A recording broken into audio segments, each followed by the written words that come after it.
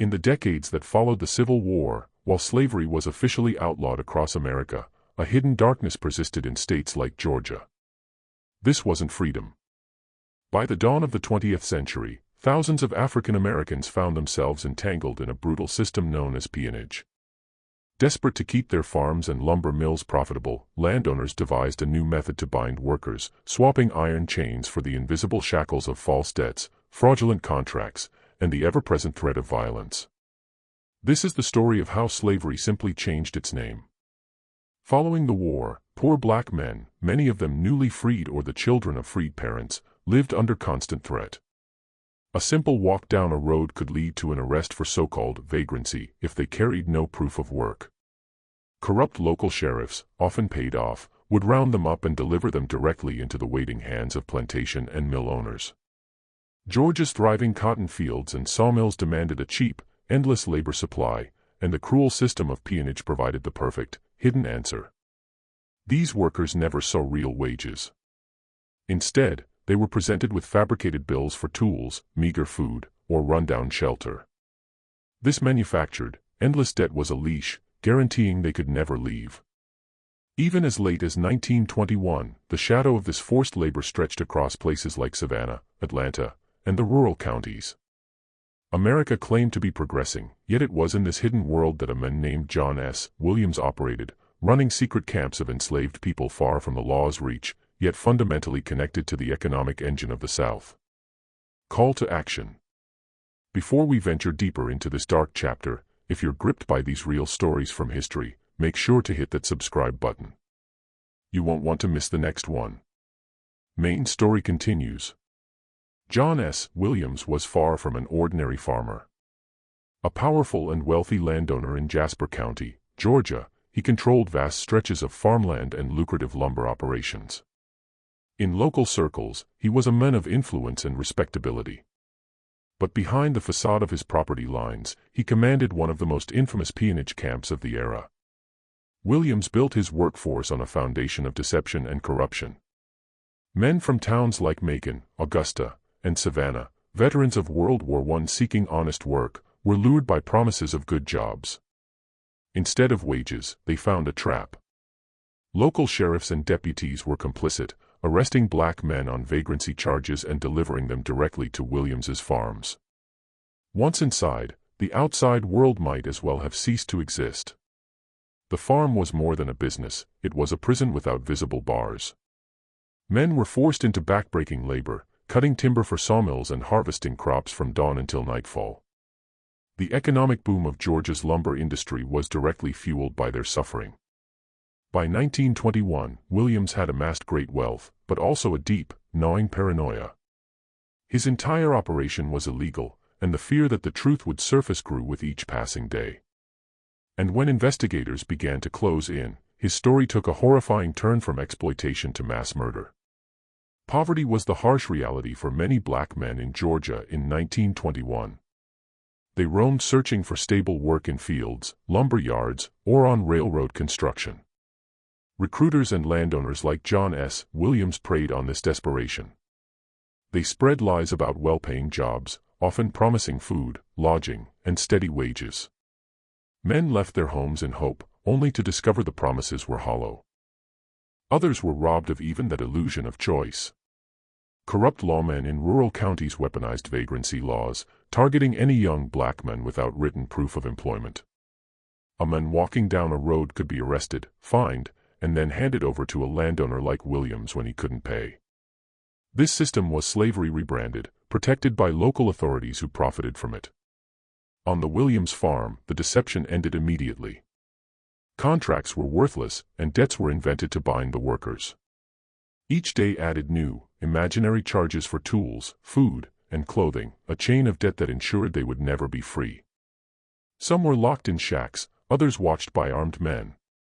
Hope was replaced by fear as they realized the job or the arrest was just a trapdoor leading back to slavery. Life on that Jasper County farm was a study in brutality. Workers were crammed into wooden shacks with little more than straw on the dirt floor. Food was scarce, often just cornmeal or scraps, never enough for men laboring from sunup to sundown. They drank from muddy creeks, leaving them constantly sick and weak. The labor was relentless, felling heavy logs, loading wagons, clearing land, often while chained or under the guns of guards. Punishment for any resistance was swift and savage. Whips, clubs, and rifle butts left men scarred and broken. Escape was a fantasy. The farm was isolated, and even if someone slipped away, local law would just return them, citing their debt. These men were disposable, their value only in the work they could steal.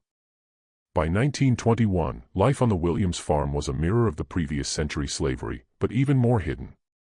While modern America pushed forward in cities like Savannah and Atlanta, in the countryside, men were chained to logs, beaten, and forced to live as if the Emancipation Proclamation had never been signed. By early 1921, whispers about this illegal slavery were getting louder. Reports of men vanishing from towns reached black communities and sympathetic reformers in the cities. The federal government had already begun investigating peonage in the South, and journalists were exposing forced labor hiding in plain sight. Although local sheriffs looked away, the national mood was changing. Black veterans, having fought for democracy abroad, returned demanding it at home. The Great Migration was seeing thousands flee the South's brutality for northern cities. In this new climate, Georgia's hidden slavery was becoming indefensible. Williams's farm drew suspicion because men arrested for vagrancy seemed to disappear after being sent there. Desperate letters from families searching for missing sons piled up. Activists pushed for inquiries, and federal agents began watching. Newspapers hinted at corruption and brutality, making landowners who relied on peonage nervous. For Williams, this pressure was a direct threat. He knew that if just one worker escaped and testified, his empire of wealth and reputation would crumble. This fear pushed him toward a decision that would etch his name into one of the most shocking episodes in Georgia's history. As scrutiny intensified in early 1921, JohnSWilliams's confidence curdled into fear. For years, he had operated with impunity, shielded by corrupt officials and rural isolation. But with federal agents probing and reporters asking questions, the walls were closing in. His camp of forced labor could not stay hidden forever. The men he held were living evidence, and their testimony could destroy him. He faced not only charges for enslavement but the ruin of his respectable name. For a man of wealth and power, exposure was unthinkable. His paranoia grew with every rumor.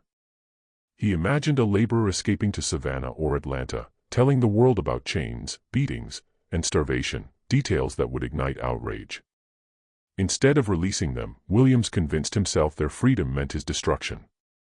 Silence, he reasoned, could only be guaranteed if the men never lived to tell the tale. By February, his fear had hardened into a deadly plan. By February 1921, desperation had consumed JohnSWilliams. With investigators circling, he knew keeping the workers alive was too risky. They were living witnesses to chains, whips, and false debts.